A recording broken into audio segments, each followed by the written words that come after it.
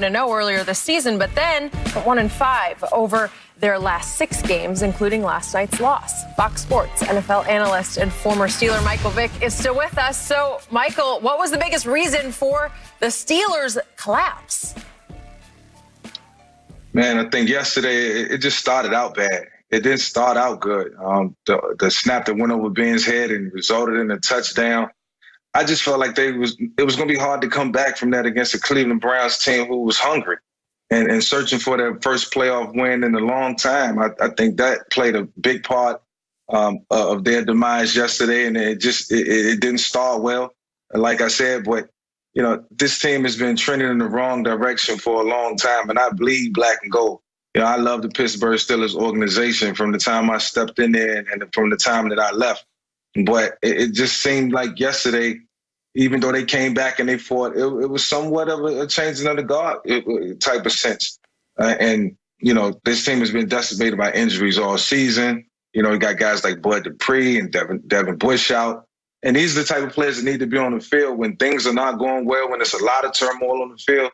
Those are the type of players that can bail you out, along with the rest of the guys that's been assembled on that team. So they just didn't have that down the stretch. Throughout the season. They didn't have it yesterday. They did enough to come back.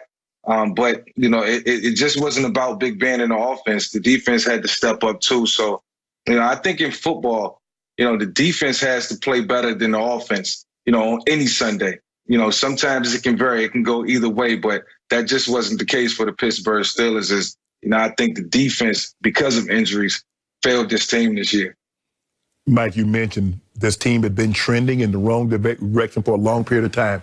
Skip, I was telling and, getting into it with people on social media and talking, and even debating some of my friends. I said, guys, you got to stop looking at 8-0, 9-0. There's an undercurrent here. 11-0. 11-0. Skip, I remember having this conversation with some fans in Kansas City. I said, they commit the dumbest penalty at the most inopportune time. Hey, but we won the game. And what happened? D Ford lines up offsides and cost them an opportunity to go to the Super Bowl. I said, see, this is what happens. I say, when you can't run the football, when you need to run it, it's going to bite you. 3rd and 1, they can't get a first down. 3rd and 1, Ben has got to throw. Guys get their hands up, getting interceptions. Ben's inability to push the ball down the field. Skip, they sitting on everything. The reason why none of these balls are falling incomplete, because everybody's close to the line of scrimmage. Ain't no way that many Carrots supposed to get intercepted, Mike. You've seen Carrots and they hit the ground because the field is spread. Well, when everybody's tight to the line because they're not worried about you throwing the ball overhead, anything that's not called cleanly is going to get picked. And I don't know what the Steelers are going to do. Now, they need a running back, and they need to get them linemen out of them up stands and put their hand in the dirt and come off the rock. Because their inability to run the football is hurting them. And Ben not pushing the ball down the field is hurting them. And it finally bit them in the butt. And teams, the first 5 games, Skip, they ran for over 100 yards. Only one 100-yard rush game in the final 12, including last night. And who was that against? No, it wasn't even. I was saying against Dallas. Yeah. Wasn't even close against that. We held them under 100. That's how bad they were. That's how bad they were. You got to have some resemblance of a run game. Ben threw the ball. What he threw the ball? 68 times? 68? And he only threw for 500, but he threw 4 picks. They got 24 points off turnovers. So take away those 24 points they got off turnovers, Skip, and now we're looking at a different ball game. Yep, I agree. So before I launch on this, as much as I love Mike Tomlin, I know Mike loves Mike Tomlin, Michael Vick does, I still have to make the point. First play of the 4th quarter, they had it 4th and 1 at their, 46-yard line? That was key. Just let Ben go. He had heated up. Go for it. Remember, the Browns are down 3 of their starters in their defensive backfield. You just go because he was hot, and I'm pretty sure he would have converted. And if he goes down and scores, all of a sudden early in the 4th quarter, let's say 10 minutes are left, it'd be 35-30. And all of a sudden, little brother's not thinking like I'm big brother anymore. You need to put the pressure back on Cleveland. Okay, because then I don't know what would happen from there. But Ben, I tweeted in the 1st quarter, don't be surprised if he throws for 500. He threw for 501 because he's backyard Ben. You're just letting him just play in the backyard. I'm just going to throw it here. I'm going to throw it there. And he's got about half an arm left, it looks like to me, and I don't know why. It just never came back right. from elbow and shoulder surgery. Actually, his arm doesn't look as strong as Phillip Rivers. Well, it doesn't. No, seriously. So to me, it looked like, to Michael Vick's point, the beginning of the game, the Steelers came out like, okay, we're still the Steelers. They got COVID issues. They don't have their head coach. They don't have Bill Callahan, their offensive line coach. They're down this player and that player and this player and that player. We got this. And what did Juju Smith-Schuster say last week? The Browns is still the Browns.